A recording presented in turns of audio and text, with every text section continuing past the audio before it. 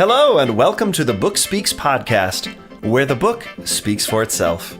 I'm your host, Benjamin Douglas, and this is the show where each week I read a chapter from a different indie author. Thanks for joining me for today's reading.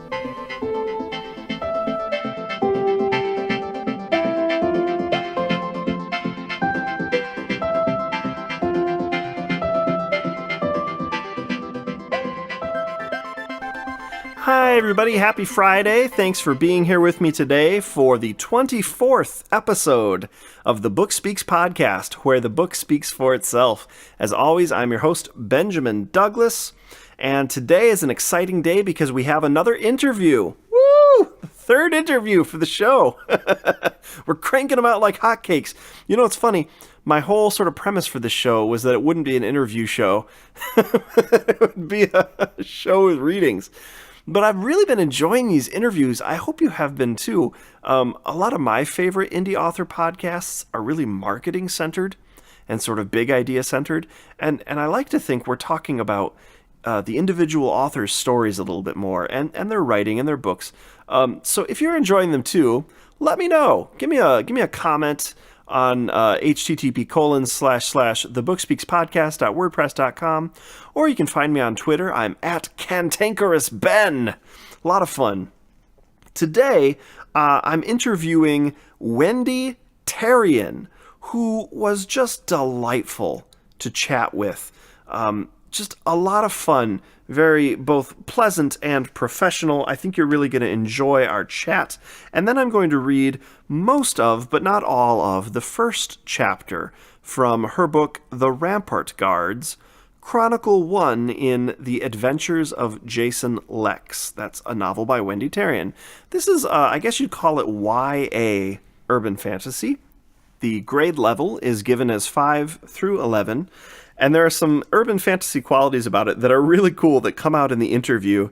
So here's what I'm going to do. A very short introduction today because of the interview. I'm just going to read the book blurb. That is the book description on Amazon that Wendy wrote for the Rampart Guards. And then you're going to get right into the interview that I had with her. And that's going to be followed by the reading. So visit the show notes, as always, if you like, for links to Wendy's own website and her Amazon website. Of course, as always, this reading that you'll hear does not come from an official audiobook and is produced and performed here with the author's permission. I hope you enjoy everything you're about to hear. Here is the blurb to Wendy Terrien's The Rampart Guards. Named to Kirkus Review's Best Books of 2016, Forward Indies Book of the Year Award finalist.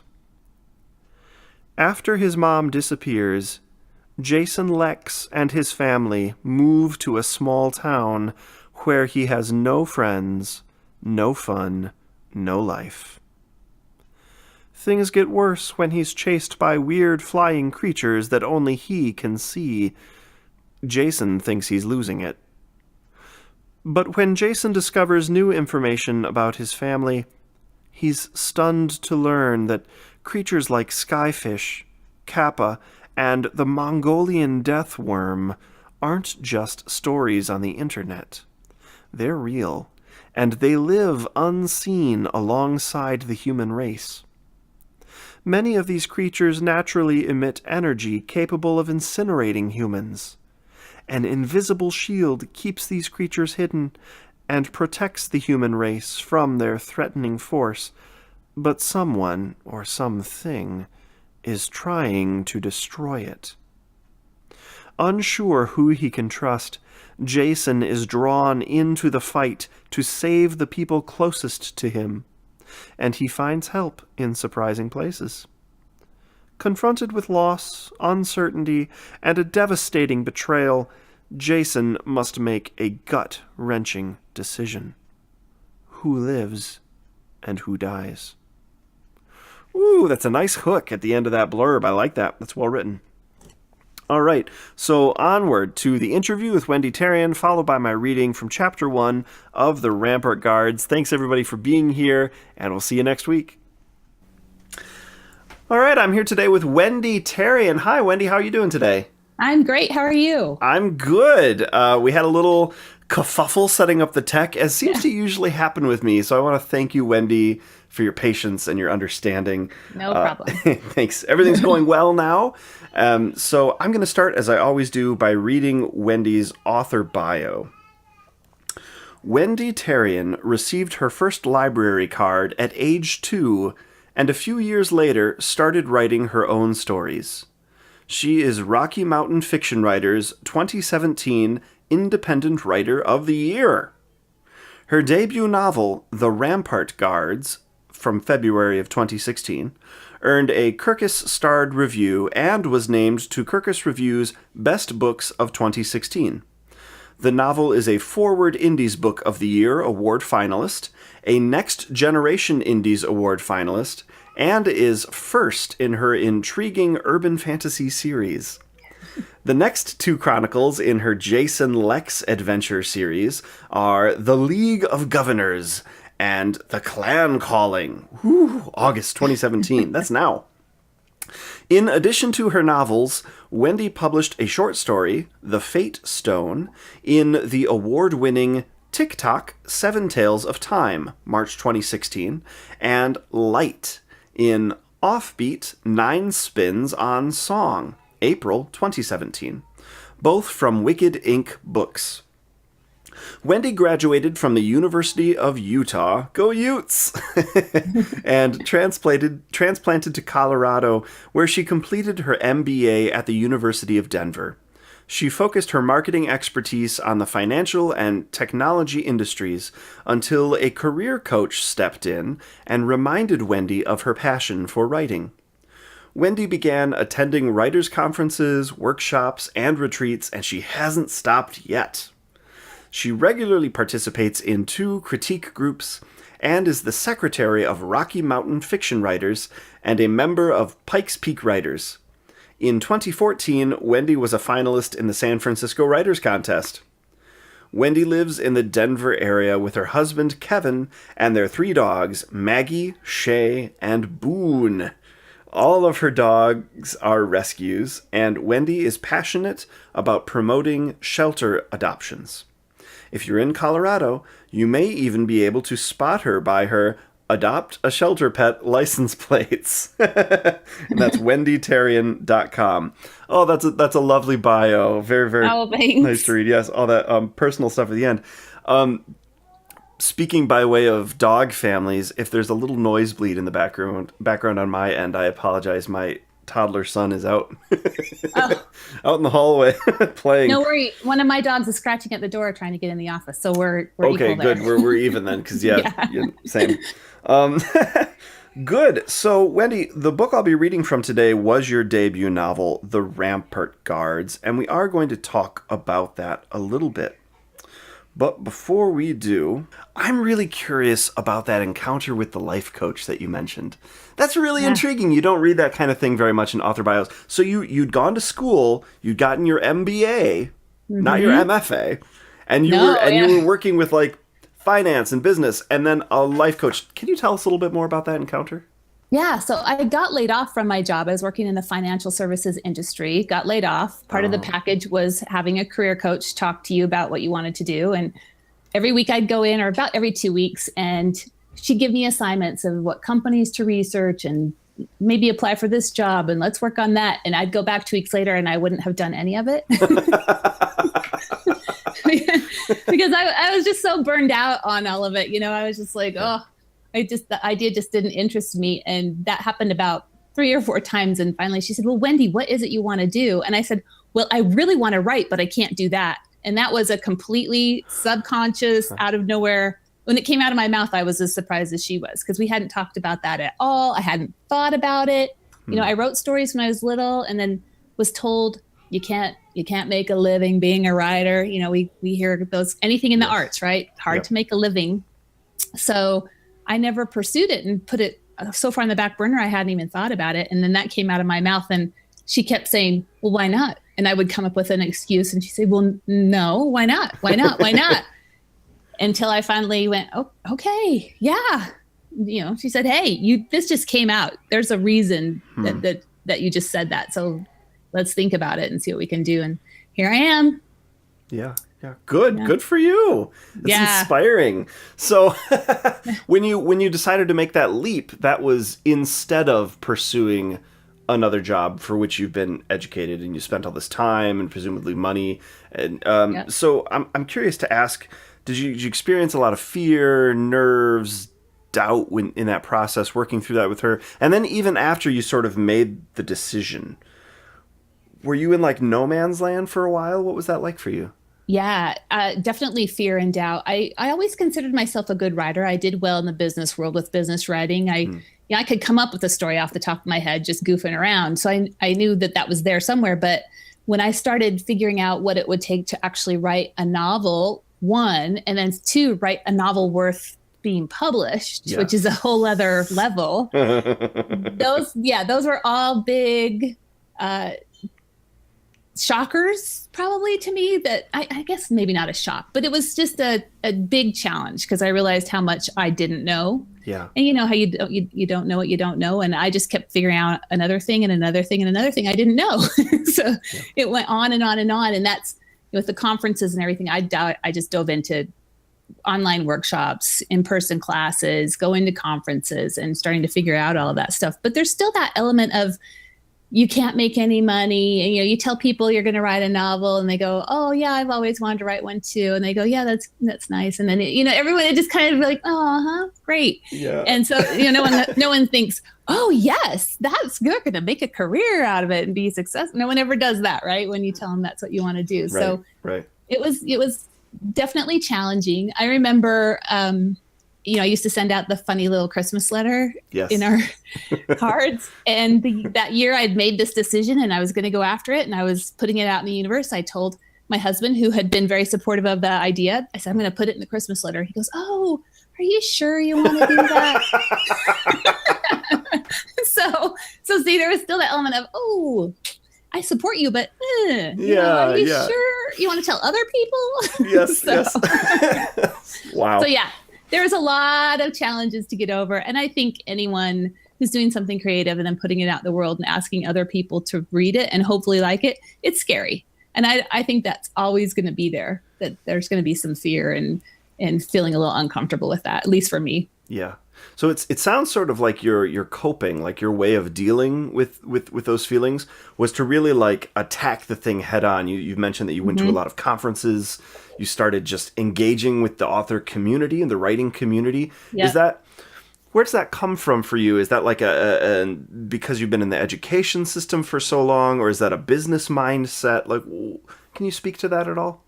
Yeah, that's a good question. I think it's just a matter of the knowledge is power, right? So the more you know about something, the easier it is going to be to do it. So it's one thing to say, I'm going to go ride a bike, but if you don't learn how to ride a bike and practice riding the bike, you're never really going to be good at riding a bike. So that for me, that was, let me learn everything I can possibly learn. And I immersed myself not only in writing craft, but also the business. I wanted to understand traditional publishing. I wanted to understand, self and indie publishing and what all that meant and how that all comes together and learned tons. I mean, the whole idea that first you get an agent, I think, newbie writers think I get an agent and then yay, that's it. Right. Right.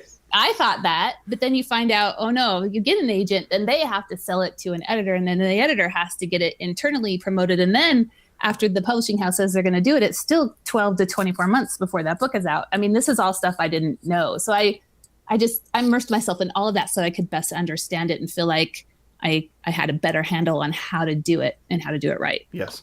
So you've gone through the whole query process and everything. Like you've been through the rigmarole. Oh, fun. Yeah. Oh, yeah. Good times. Good. Yes. Definitely. Yeah. Can you tell us a little bit about your readers? I'm wondering, so you're writing sort of an urban fantasy, and I'm wondering who's reading these books. Any information you have without being invasive or making anyone uncomfortable about demographics like age, sex, gender identity, nationality, anything at all. Who's reading this stuff? So technically it's young adult, which it always kind of makes me laugh just a little because it's just because of the age of the characters. That's the only thing that defines it as young adult. And we all know that everyone loves reading everything if it's a good story, like Harry Potter is, Yeah. middle grade into young adult. But anyway, Yeah. so we definitely have the appeal of the younger age group, and both male and female. There hasn't been just a one gender bend towards that. Yeah. So that's there. Then I've had a ton of adults who've read it and love it too. So it's really crossed over. I don't have any deep information as to, race or any of the other kinds of really detailed demographics. Mm-hmm. It's really more right now. It just seems male, female, younger, older. They're all liking it. Everybody loves it. Good for you. Everyone loves it. Yeah. Okay. Yeah, young adult. It's funny. We've talked a little bit on the show before about YA lit, because there's like YA lit that everybody reads, like adults read, and there's YA lit that like children read because they're like looking up to the teenage characters. Yeah. You're right.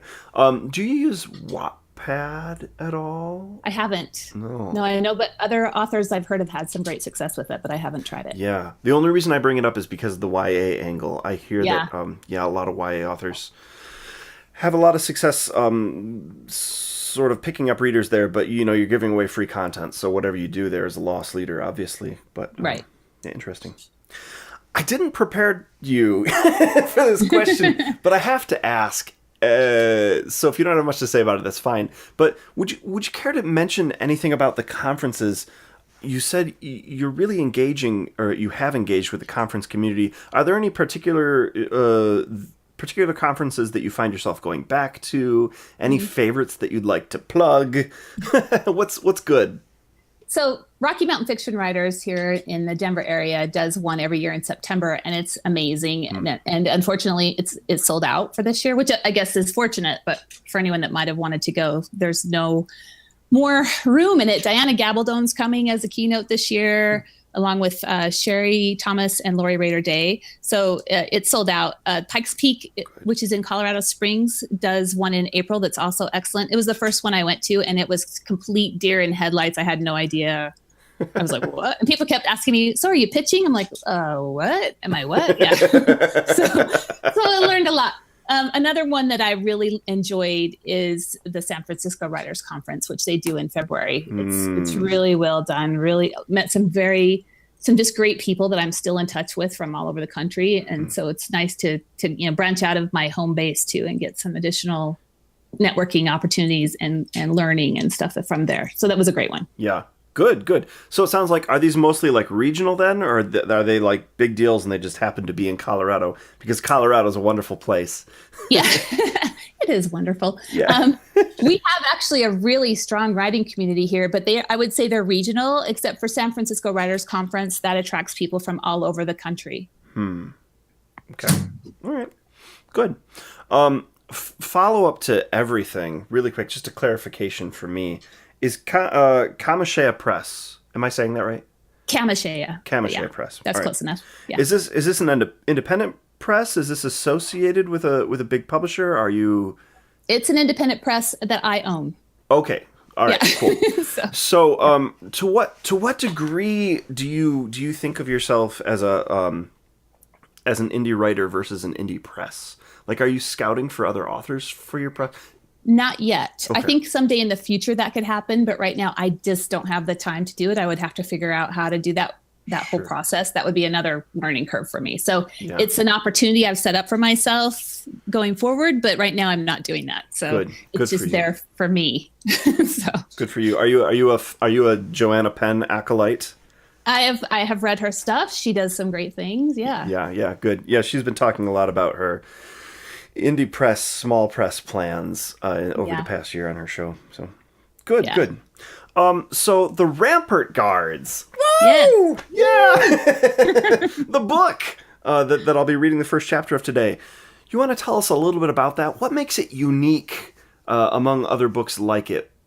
I think the one thing that really makes it extra special is that all of the creatures in it, there's skyfish and kappa and the Mongolian deathworm. Yes. And these are all cryptids, creatures that may or may not exist. Yeah. I didn't make up any of them. They're all creatures that people have said they have seen. And you can go on the internet and Google any of them, and you can see videos of some of them, pictures, descriptions. So yes, I didn't have to use any creative juices. to Yes. create those guys. But I love it because everything, you can go look at it up and see this stuff. I just think it's so much fun that it makes it more real. And who's to say that I'm not actually writing the truth? Right. This is creative nonfiction, guys. Yeah. Yeah, exactly. I love this angle. I was reading the blurb, and I'm going to read the blurb on the show too, the book description, Okay. just so everyone knows what I'm talking about. It's so cool because one of the staples of like traditional fantasy or epic fantasy, I guess, for lack of a better, is like, mythical creatures like dragons or basilisks or if you get into like the paranormal stuff, then you have like shifters and stuff. Right. You're writing kind of urban fantasy, YA urban fantasy, and you have like urban legend creatures. Yes. That's so clever. Totally. Oh, thank you. Where did the inspiration come from for that? It was funny. I was doing laundry and watching television while I was folding, and it was an episode of Bones, the TV show. Yeah. And the murder victim, they said, looked like they had been killed by a chupacabra. Uh-huh. And I didn't know what that was at the time. And I was like, what did she just say? And then she said, we need to consult a cryptozoologist. And I said, I have no idea what they're talking about. So I went and Googled them. So the book has nothing to do with the show. It was just hearing those two terms that got my creative wonderment going. And so I looked them up and found out, cryptozoologists study these creatures that may or may not exist, which are like Bigfoot and Loch Ness, which we've all heard of. Yep. And then I discovered that there were so many more that I had no idea people had talked about. And chupacabra is pretty popular. I feel ashamed I didn't know, but at that time I didn't. And then I started to think about how could they really live here with all these, there's so many people that says they've seen them, right? We have blurry pictures of Bigfoot, and how could they live here without us knowing? And so I started just thinking about that, and it turned into this whole story about the Rampart, which is the shield and what it does. And so, yeah, it was just went from there. And I loved the story so much. It took me, like I said, I was not a good writer at the beginning, and a lot of authors will take their first novel after they figure out it's not that good and shelve it and start something new with the experience that they've gotten through that. I love the story idea so much. I didn't want to do that. So I probably rewrote that book about 20 times. Good. Yeah. Every time I would learn I shouldn't do that in there. So I would go back and rewrite with the new stuff I had learned in one of the writing workshops or things like that. So yeah. Good. That's great. Yeah, I love that idea. And I bet that sets you up for some like interesting research trips. It does. You could go to Lake Champlain and write it off, Yeah, totally. Well, and there's been Bigfoot sightings here in Colorado, which I had no idea until I started writing this. So it's been fun to go, let me go. There's a little cafe up one of the little mountain towns that is all Bigfoot themed. Yeah. Because they've been seen in the area. So like, we should just take a weekend and go Bigfoot hunting right here in our backyard. Yeah. So, have you thought about like marketing in specific locales or regions based on their monster? I haven't. That's a good idea. I purposely avoided doing Bigfoot or Loch Ness just because they are kind of tropey in a way, Yes, so of course. I left them out. So unless I can find a place where skyfish are really popular, then I might not be able to do the sky. Yes, yeah. Cool. Well, that's very exciting, and I have to say, after reading the blurb and hearing you talk about it, I'm kind of jazzed about these books. I know they're YA, but I have a feeling like you might really enjoy this. Anyway, I'd like to hear a little bit about some of these awards that you mentioned in your bio, because you sound a lot more active in the award arena than most of the people I've read from on the show. So there's a Kirkus Reviews Best Books of 2016, the Forward Indies, the Next Gen Indies.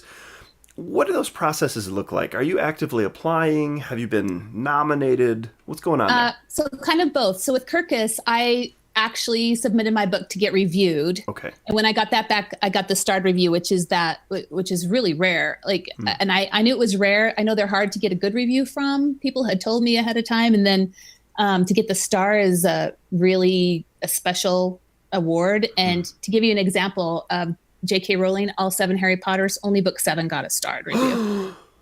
Right? You're See? reviewed higher than like 6 Harry Potters. Yeah. Has that dawned on you? I hadn't thought of that. Shocking. No, I was just like, wow, I got 1 and she got on the 7. So yeah.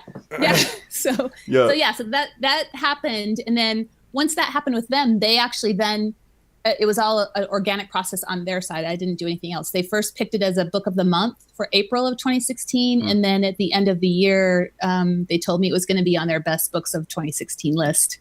So, and I had the same reaction that you just did when I told you that every single time. Awesome. So, and then the forward stuff, I again submitted for review. It got a 5-star review. And then they have their contest that I then submitted it into the contest. So that part was me actively pursuing, whereas the Kirkus one was just a review that turned into the best book stuff. Cool. And have you noticed like an uptick in readership post any of these immediately? Like, are they doing like marketing? Are they marketing your book as like, and our winner of the blah, blah, blah? You know what I mean? So it was in the Kirkus Reviews magazine that does their best of list. It was in there. What I really noticed with the book, especially with Kirkus is well read in the industry, the publishing industry. So I actually had a movie production company contact me after that and ask about the book. I know, I was like, what is happening? It was so exciting. And then I had an agent call me and ask to represent me because she liked what she had seen and she thought I would be a great fit for what she was trying to do. And so all of that was great. You know, now I have an agent, and the movie thing didn't work out, and that's fine. It was just, they wanted something more epic, like Game of Thrones, epic fantasy, and mine's definitely not being urban. So, but just the whole process and having that experience was exciting and crazy and fun. So that's where that's gone. Yeah. Good. Well, I hope you get a nice fat option. Thank you. I hope someone else calls. Yeah, one of these days. One of these days. Yeah. Good. Well, that's great to know about the awards. I feel like sometimes in the indie community, awards are something that get a little disparaged unnecessarily, really. Because, you know, people who have bad experiences with applying and not getting nominated and stuff. And so much of the indie community is just sales centric, which is not a bad thing, because we all need to, you know, pay the bills and put braces on our kids. Yeah. But that's really great to hear. And great to hear that there's some pragmatic benefit of that as well. Yeah, good. Yeah. I mean, I'll just say too, I did apply for some other ones that did not make it to a finalist. So, you know, it goes back into being, it's a subjective world. Yeah. Just whoever reads it at that moment, whether they like it or not, and there you go, you know? Yep. Well, you are obviously a reader. What was that? You got your first library card at age 2? Yeah, my mom loves telling that story. Yeah, I bet so. Thank goodness. So what have you been reading lately? You know, I just read the second book. Have you heard of The Rook by Daniel O'Malley? I'm embarrassed to say I haven't. Well, no, you shouldn't be embarrassed. I don't think it was ever like everywhere out there. But it's so good. So it came out in 2012, I think. And then his follow-up just came out. It's called Stiletto. And it was excellent. I just finished it. They're both about 600 pages-ish. So they're not short ones. But the first line of The Rook grabbed me. It was a letter that said something like, "Dear you, the body you're using used to be mine."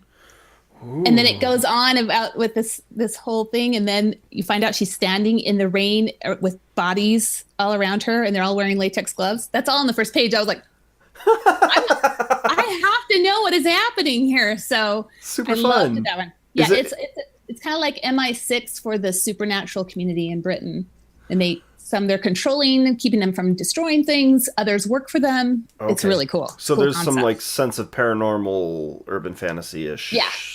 Cool. Yeah, totally. Is it epistolary then, or is that just like a one-off on the first page with the "Dear You"? It's a kind of a two-off, because she gives you she wrote her a short letter, like, here's the deal, get yourself somewhere, and then read the rest of the details later, because you got to figure out what's going on.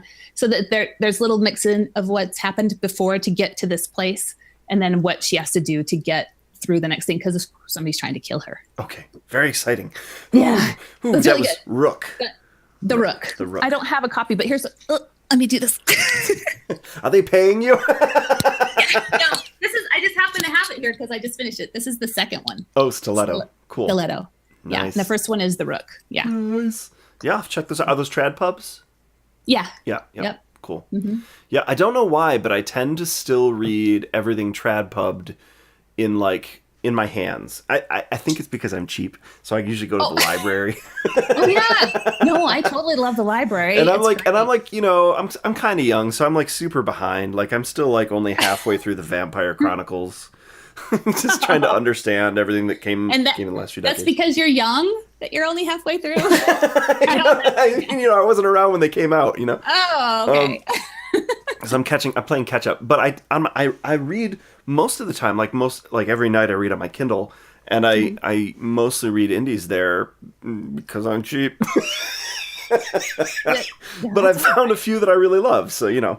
Anyway, you have to be careful when you're a reader because you can spend a lot of money on books if you don't. True. It's very true, and there's not a lot of money to be spent. Smart. You're smart, not cheap. There you go. I'm Smeep.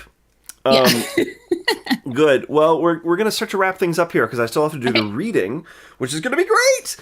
So I want to ask Wendy if there's anything you have that you're working on that you'd like to plug really quick. Any upcoming projects, upcoming releases, upcoming promotions. Sky's the limit. This is your moment. Okay. I did just release the next 2 books in the series to follow the Rampart Guards. Mm-hmm. And I did something a little different. I did 2 book 2s. And what does that mean? She's so weird. Okay. So what I did was Jason, who's the main character in the Rampart Guards, meets Sadie in that book. And they become best friends. And I love her. And she's a strong female character. And I didn't want to leave her behind. But in Jason's book 2, he goes off to London and has his adventure.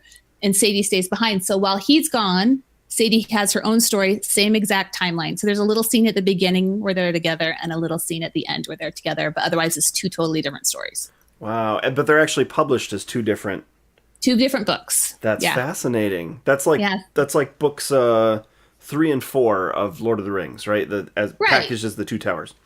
Yeah, exactly. Concurrent stories. Concurrent, yeah. So you get to go, oh, I wish I had another book to read, and then there it is. There you go. Where's the next one? Right here. How do you do those ordinally? How are you doing the numbering on like vendors? I did Chronicle 2-Jason and Chronicle 2-Sadie. Oof. And like a 2A, 2B. I was like, oh, that's clear. Okay. If I don't say 2A, 2B, they go, what? And then if I say 2A, 2B, people get it. Are you going through the trouble of making one like 2 and one like 2.5 on Amazon? Nope. They're just there. Just there. Just 2-Sadie, 2-Jason, and it's worked. No one has freaked out. I thought someone would be like, no, you already have a 2. But because I do a hyphenation, it seems to be fine. Cool. So those just came out, and then I'm going to be at the Rocky Mountain Fiction Writers is doing a public book signing and sale with Diana Gabaldon and the other keynotes, and I'll be there signing books with her, which is great. And that's because I'm an independent writer of the year. I get to be on the same docket with her. Yeah. So and then they'll have all a whole bunch of other writers. There's going to be about 70 authors there doing book signings. Cool. And then I'll be at Salt Lake Comic Con in September. So if anyone's in Salt Lake. Oh, very nice. Yeah. So I'll be doing that plus a book signing at King's English Bookshop in Salt Lake on September 22nd. So that's the near future. Good. That's what I'm doing. So everybody listening, if you like what you hear today in the Rampart Guards, and you decide you're a lifelong Wendy Terrien fan all of a sudden, which could happen, go to one of these signings. Yes. Before she becomes a billionaire recluse. Yes. Yes. You will never see me out of the house. Yes, that's right. Good. Well, it's been a real pleasure speaking with you today, Wendy. Thanks for coming on. And just wendyterrien.com, right? That's it. Okay, cool. I'll leave links to that. And your Amazon author page is always in the show notes. I'm going to do the reading of the first chapter of the Rampart Guards now. Thanks, Wendy, for being here. I appreciate your time. Thank you. It's fun. Yep. And good luck with the recent releases. Hope everything goes really well for you. Thanks, Ben. Yep. Bye. The Rampart Guards. Chronicle 1 in The Adventures of Jason Lex. A novel by Wendy Terrien. Chapter 1. The Disappearance. Jason stopped at the kitchen doorway and watched Mom stare out the window, her lips moving like she was counting the snowflakes. He took a deep breath. "Good morning." She didn't respond. "So I'll see you and Dad at the basketball game this afternoon?" Jason ducked into the mudroom. He grabbed his uniform and sniffed it. Clean enough. He stuffed it in his backpack. Dad refilled his coffee. "We wouldn't miss it for the world." He smiled and blew on the steam rising from his cup. Jason could always count on Dad. Mom, not so much anymore. "Right, Adrienne?" She didn't answer. "Adrienne?" Mom jerked like someone had snuck up behind her. "Oh, no, I won't be there. I need to be here." Jason huffed. "Why?" He snatched up an orange and shoved it in his pack. "What's so important here? Will the house fall down without you or something?"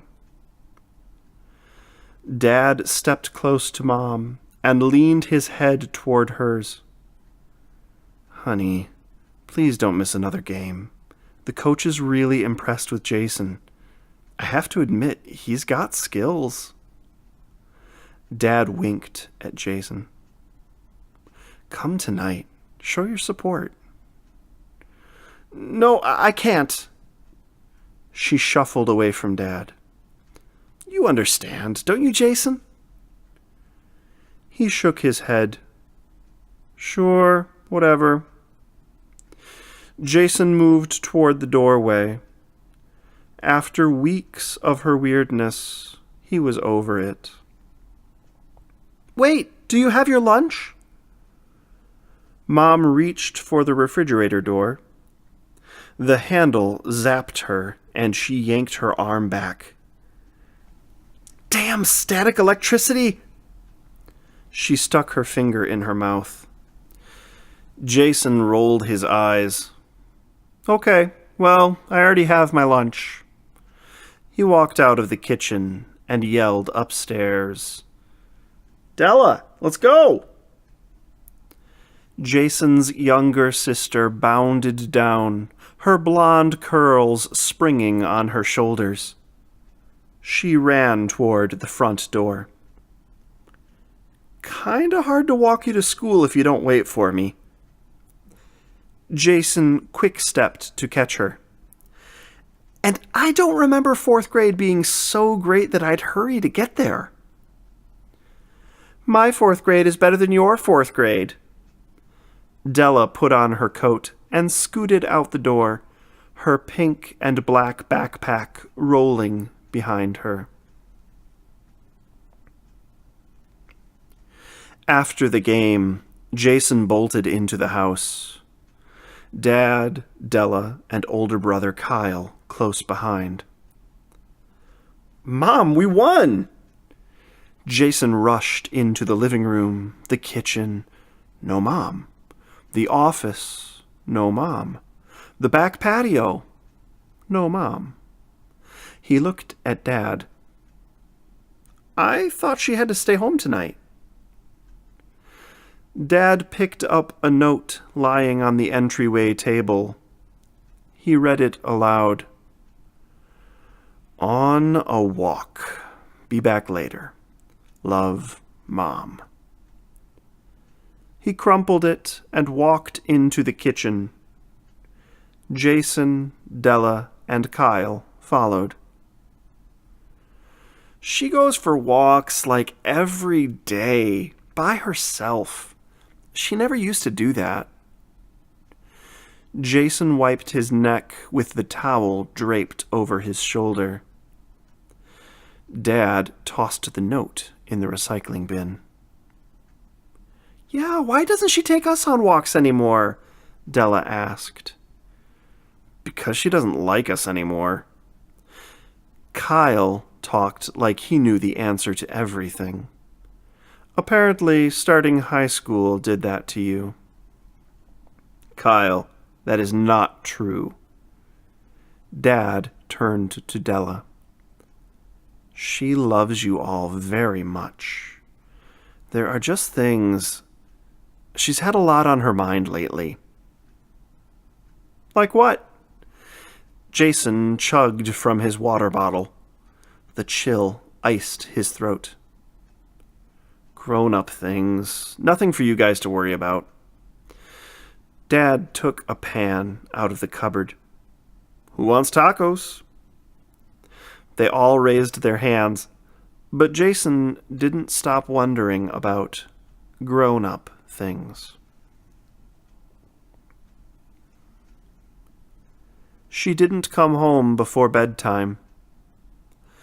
Jason wrestled with his sheets more than he slept. He awoke to hear Dad talking downstairs. Mom must be back. Jason pulled his covers closer, buried his head under his pillow. But the talking kept him awake. Jason eased out of bed and opened his door, stepping into the hallway. A dull glow from the room below climbed the stairs and dissolved into black where he stood. Dad's voice rose. I'm telling you, something is wrong. No one answered. I already said she left about 7 p.m. Dad was on the phone. Yes. We've lived in Colorado for 18 years. We know about the damn mountain lions. Goosebumps prickled Jason's skin. She knows how to take care of herself. She's not an idiot. Another pause. As soon as you can, please get someone here.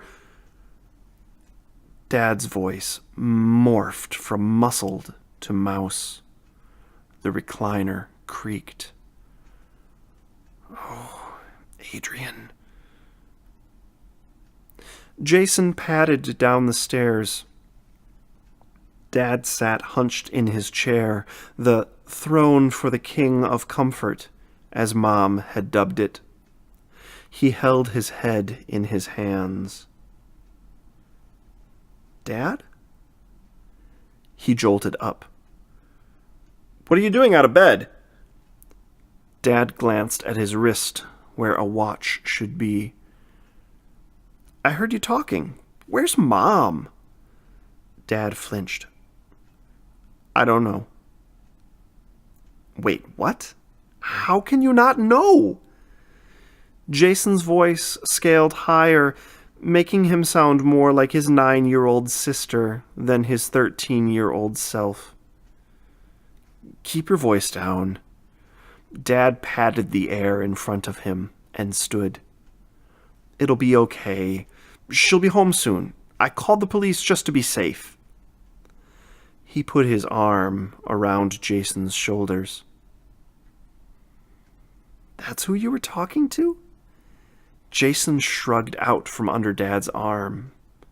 We don't need them. Let's go find her right now. Jason, it's dark. It's snowing. We can't do anything right now. We've got flashlights. Kyle and Della can help, too. Jason pushed his hair back. We can't just sit here. She could be anywhere. Besides, she always comes home. Always. Effing stupid, but whatever. Jason fell onto the couch facing the picture window and the woods beyond. Then I'm waiting for her, right here. He crossed his arms and squinted, trying to x-ray the darkness and spot his mom. Do not say effing anything, and go back to bed. It's a school night. Almost day. Nope, can't sleep. He tucked his fingertips in his armpits and stared at the night. Dad breathed deep and blew it out. Okay, fine. He sat next to Jason. Jason started counting backward from 100 in his head. She'd be home before he got to 0. 3, 2, 1. No mom. He gave her another 100.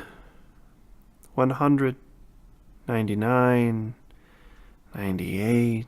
Wait, what was that? Something moved outside the window. I saw something. Something moving. He popped off the couch. Dad leaned forward. Your mom? Maybe. He slid a side window open, and shivery air shot through. There were things, lots of things, flying through the air, swooping close, then away, left and right, swift, smooth, agile. One swooshed at Jason, and he jerked his head back. Jeez! Jason thudded the window closed. Bats! Bats? In January?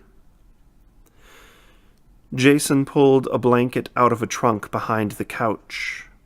It sputtered with static. Guess so. He wrapped it around himself and returned to the couch. A few minutes passed, and Jason started counting down again. 100, 99, 98, 97. Jason. Dad squeezed his shoulders. Wake up, son. Jason half opened his eyelids and swiped at something winging past his face. Ah! Are there bats in the house? No, you must have been dreaming. Mom? Jason rubbed his sleep-glued eyes. The orange glow of the morning sun reflected off the glass coffee table. Is she home? Not yet. Dad stood and massaged his forehead. He took a deep breath. Go upstairs and get ready for school. Make sure your brother and sister are up too. But Dad, I said go. His gaze zeroed in on Jason. Now. It was the voice you didn't question.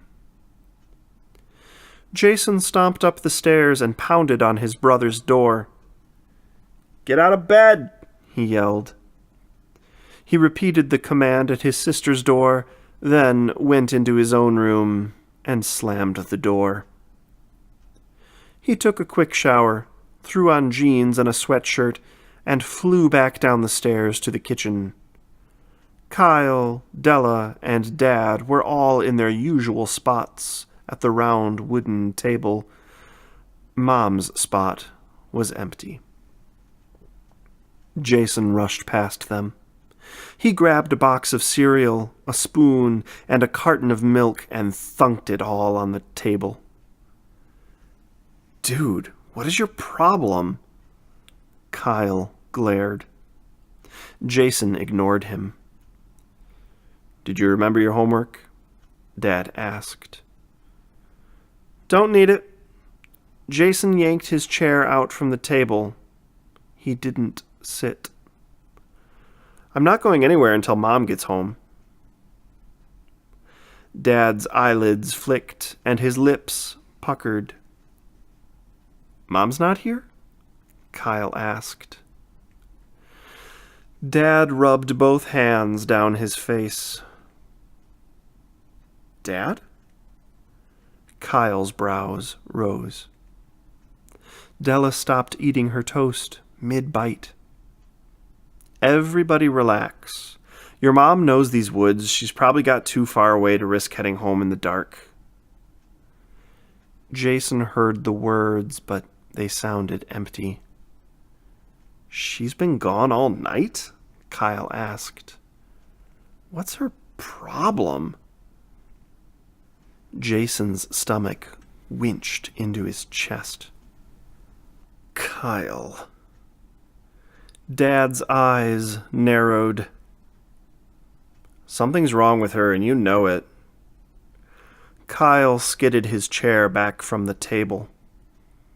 And now she's, what, lost in the woods? There's nothing wrong with your mom. No, I'm with Jason, Kyle said. I'm not going anywhere until she gets home. Della's spoon clanked in her bowl. Me too. She wiped her milk mustache on her sleeve. Correction, you are all going to school. Dad, no. Jason gripped the back of his chair. We can find her. We can help her. We can make her better. Dad shook his head. I will handle this. You will go to school. Before Jason had a chance to argue, the doorbell rang. It's Mom! Jason raced out of the kitchen. She wouldn't ring the doorbell, jerkwad, Kyle called after him. Maybe she lost her keys. Jason was almost to the front door, the rest of the family not far behind. Jason pulled the door open. 2 police officers in dark blue uniforms stood on the porch. A 3rd man stood with them. He wore a dark blue windbreaker over a white shirt and a red tie. His stare traveled past Jason like he wasn't there. He looked at Jason's dad.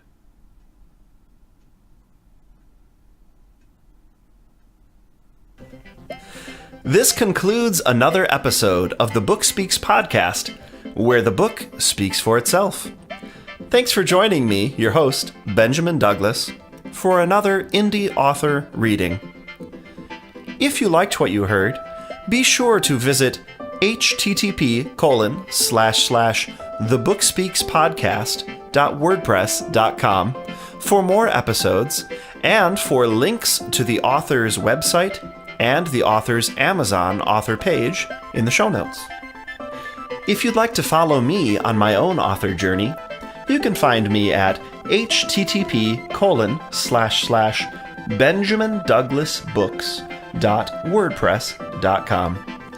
And of course, if you're an indie author interested in having your work featured on the show, or if you're interested in discussing having your book read and produced by me as an audiobook, feel free to contact me at benjamindouglasbooks@gmail.com.